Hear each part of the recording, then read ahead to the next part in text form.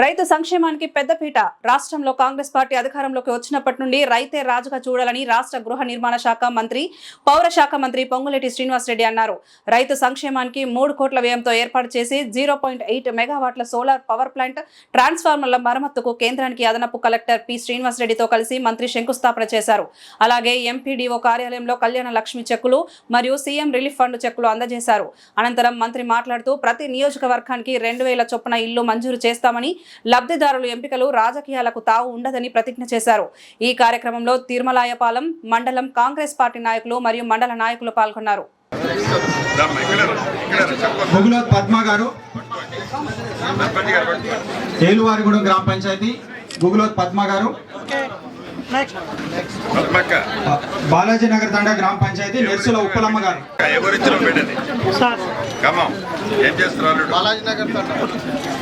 హైదర్ సాయిపేట గ్రామ పంచాయతీ.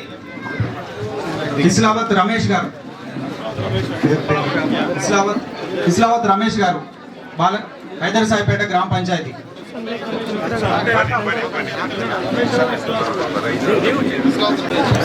పడిమట తండ నుంచి గ్రామ లబ్ధిదారు మూడు పావని గారు దయచేసి వేదిక వద్దకు రావాల్సిన. బచ్చోడు తండ, బచ్చోడు గ్రామ పంచాయతీ. అంగురేకుల మౌనిక గారు, చెక్కుల పంపిణీకి సంబంధించి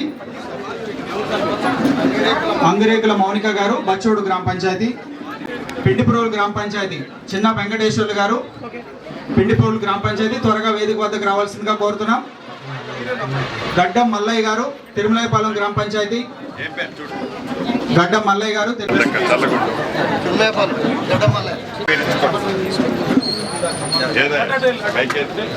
అందరికి కూడా సిఎంఆర్ఎఫ్ చెక్కులు, కళ్యాణ లక్ష్మి చెక్కులు కూడా మీకు ఇస్తారు. కార్యక్రమంలో పాల్పంచుకున్నందుకు మనస్ఫూర్తిగా వారందరికీ నమస్కారం తెలుపుతూ, మీ దీవెనలతో వచ్చిన ఈ ప్రజాప్రభుత్వం గౌరవ ముఖ్యమంత్రి రేవంత్ రెడ్డి గారి నాయకత్వంలో అభివృద్ధిని, సంక్షేమాన్ని 2 కళ్ళలా రాష్ట్ర ఆర్థిక పరిస్థితి సహకరించకపోయినా ముందు తీసుకెళ్తున్న సంగతి మీకు తెలియంది కాదు. దాంట్లో భాగంగా ఒకప్పుడు కరెంట్ అంటే ఎప్పుడు వస్తుందో ఎప్పుడు పోతుందో, అసలు వస్తుందా రాదా, రాత్రుల పూట కరెంట్ వచ్చిందని వాళ్ళు చాలా దగ్గరికి వెళ్ళినప్పుడు అనేక సందర్భాల్లో పేద రైతన్నలు పాము కాటుకో తేలి కాటుకో బలైన సందర్భాల్లో కోకోళ్ళను చూసాం.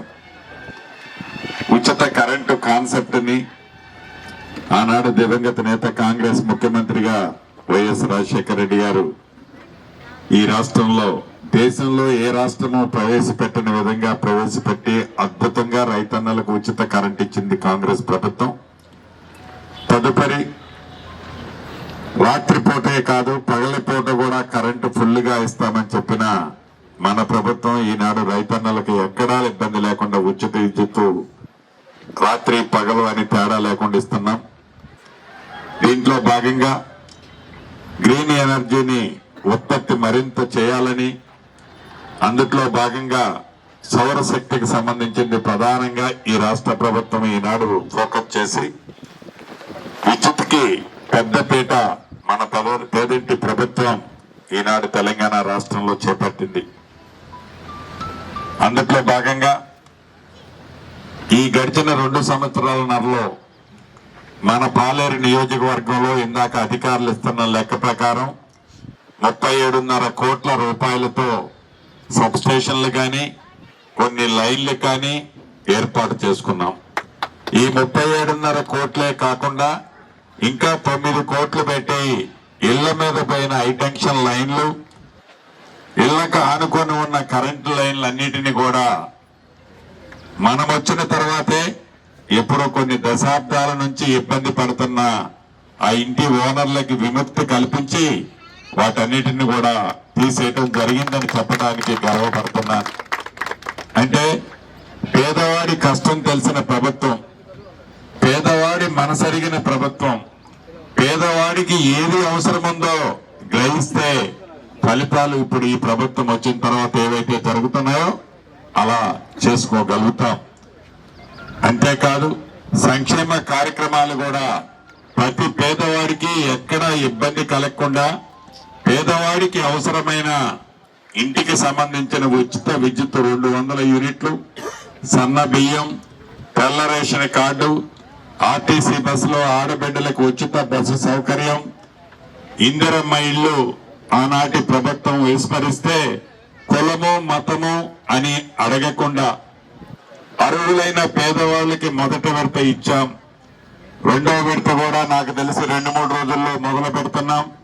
రెండో విడత ఇస్తాం, మూడో విడత ఇస్తాం, 4వ విడత ఇచ్చి ఏ అర్హులైన వాళ్ళు కట్టుకుంటున్నారో 5 లక్షల రూపాయలు ఉచితంగా వాళ్ళకి ఇచ్చే కార్యక్రమం ఇప్పటికే చేపట్టాం. భవిష్యత్తులో నిరుపేదలు ఎవరూ లేకుండా రాష్ట్ర వ్యాప్తంగా అర్హులైన పేదవాడి ఆత్మ గౌరవానికి చిహ్నంగా ఇందిరమ్మ ఇల్లు కట్టుకోవాలనే ఆలోచన ఉన్న ఆనాటి ప్రభుత్వం సహకరించిన కారణంగా ఇల్లు అనే కలలానే మిగిలిపోతే రాష్ట్ర వ్యాప్తంగా మొదటి విడత 4.5 లక్షల ఇల్లు ఇచ్చి మన నియోజకవర్గానికి కూడా 3,500 ఇల్లు ఇచ్చాం. రెండో విడత 2,000 ఇళ్లు రాష్ట్ర వ్యాప్తంగా 2.5 లక్షల రెండో విడత ఇచ్చాం. దాంట్లో భాగంగా మన నియోజకవర్గానికి 2,000 ఇళ్లు ఈ వారంలోనే ప్రతి గ్రామానికి ఇవ్వబోతున్నాం. అంతేకాదు రైతుని రాజును చేస్తామని చెప్పి మొదట వెడితే 25 లక్షల మంది రైతన్నులకు 21,000 కోట్ల రూపాయలు 2 లక్షల రూపాయల వరకు రుణమాఫీ చేశాం. రైతు భరోసా ద్వారా 12,000 రూపాయలు ఎకరానికి ఇచ్చాం. ఒరేస్తే ఉరేనని ఆనాటి దొరవారు చెప్తే ఒరి వేసిన రైతన్నకి సన్న వడ్లకి మద్దతు ధరతో పాటు బోనస్ గా 500 రూపాయలు ఇచ్చాం క్వింటాలకి. మొన్నటిదాకా ధాన్యం కల్లాల్లో ఉంటే కేంద్రంలో అధికారం ఉన్న పార్టీ వాళ్ళు ఒక బస్సు, ఇక 10 సంవత్సరాలు పరిపాలించిన ధరలు మరొక పక్క ధాన్యమే కొనట్లేదని ఈ ప్రభుత్వం మీద గుడ్డగాల్చి మేదేస్తే ఎక్కడా రైతన్నకి ఇబ్బంది కలగొద్దని అకాల వర్షాలతో ఎక్కడైనా కొద్దో గొప్ప ధాన్యం తడిచిన ధాన్యంతో సహా గింజ కూడా వదలకుండా రాష్ట్ర వ్యాప్తంగా సుమారు 75,000 మెట్రిక్ టన్నుల ధాన్యాన్ని 75 లక్షల మెట్రిక్ టన్నుల ధాన్యాన్ని రాష్ట్ర ప్రభుత్వం ఇప్పటికే సేకరించింది. మొక్కలు అద్భుతంగా కనీవిని ఎరగని రీతిలో పండిన ప్రతి మొక్కజొన్న గింజని రాష్ట్ర ప్రభుత్వ పక్షాన కొన్నాం. నిరుద్యోగ యువతకి గడిచిన 2.5 సంవత్సరాల్లో 72,000 ఉద్యోగాలు ఇచ్చాం. ఇవన్నీ రాష్ట్ర ఆర్థిక పరిస్థితి సహకరించకపోయినా ఈ రాష్ట్ర ప్రభుత్వం పేదవాడికి అండగా ఉండాలని ప్రతి సహకారాన్ని అందిస్తుంది. అదే రకంగా కళ్యాణ లక్ష్మి, షాదీ ముబారక్ చెక్కులు కూడా నా ఆడబిడ్డ ఎక్కడ ఇంట్లో పెళ్లి చేసి ఆ కుటుంబం ఇబ్బంది పడొద్దని ఆర్థికంగా ఆ చెక్కులు కూడా ఇస్తున్నాం. అంతేకాదు ఏదైతే నిరుపేదలకు జబ్బు చేస్తే వైద్యానికి ఇబ్బంది పడొద్దని సీఎం రిలీఫ్ కూడా గడిచిన సంవత్సరం 1,034 కోట్ల రూపాయలు సీఎం రిలీఫ్ చెక్కుల ద్వారా ఇచ్చాం.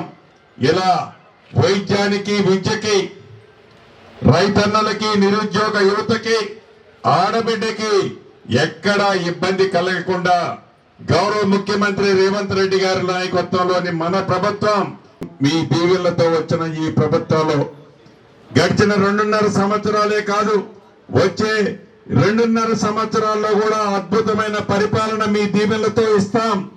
మళ్ళీ ఎన్నికలు ఎప్పుడొచ్చినా మీ ఆశీర్వాదము, మీ ప్రేమ ఉండే విధంగానే ఈ ప్రభుత్వం భవిష్యత్తులో కూడా పని చేస్తుందని ఈ వేదిక ద్వారా మీకు తెలుపుతూ రైతన్నలకి ఈ వేదిక ద్వారా ఒకటే చెప్పదలుచుకున్నాను.